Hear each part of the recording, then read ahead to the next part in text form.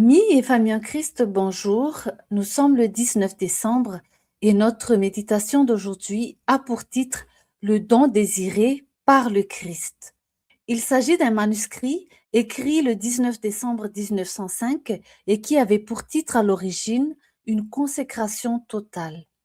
Notre verset se trouve dans Romains chapitre 12 et le verset 1. Je vous exhorte donc, frères, par les compassions de Dieu, à offrir vos corps comme un sacrifice vivant, saint, agréable à Dieu, ce qui sera de votre part un culte raisonnable.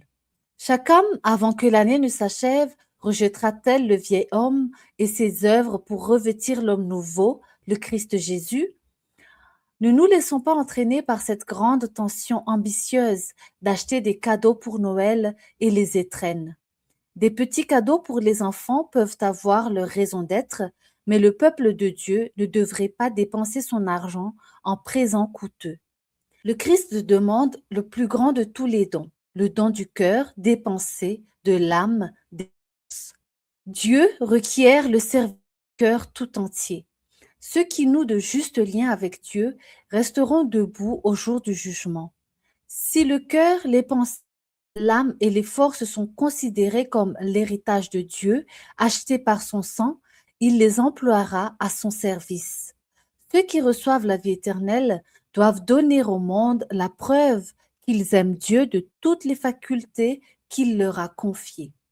Ils doivent obéir aux 2 commandements suprêmes, lesquels englobent toute la loi, prouvant par leur conduite qu'ils mettent la parole de Dieu en pratique.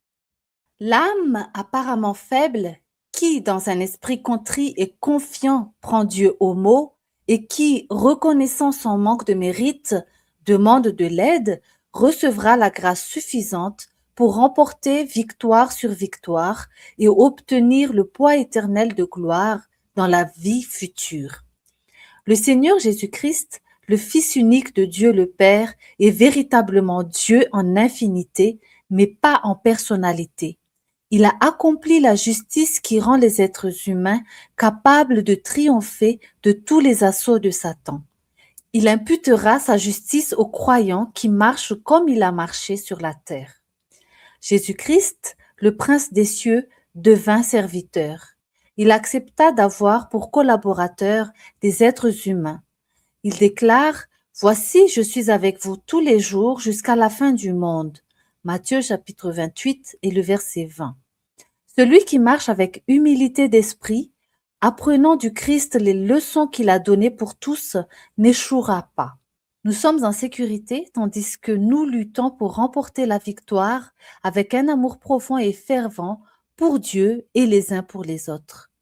Le Seigneur voudrait voir chaque âme qui croit en Christ édifier un caractère qui la rendra apte à occuper les demeures que Jésus est allé préparer pour ceux qui, en cette vie, gardent les commandements de Dieu. Une meilleure patrie attend tous ceux qui sont fidèles, éprouvés et sanctifiés, ceux qui vivent continuellement sur le plan de l'addition, ajoutant une vertu à une autre vertu, une grâce à une autre grâce. Suis-je disposé à développer une personnalité et un caractère chrétien? Chers amis et familles en Christ, merci d'avoir partagé ce moment de réflexion et à bientôt pour de nouvelles méditations.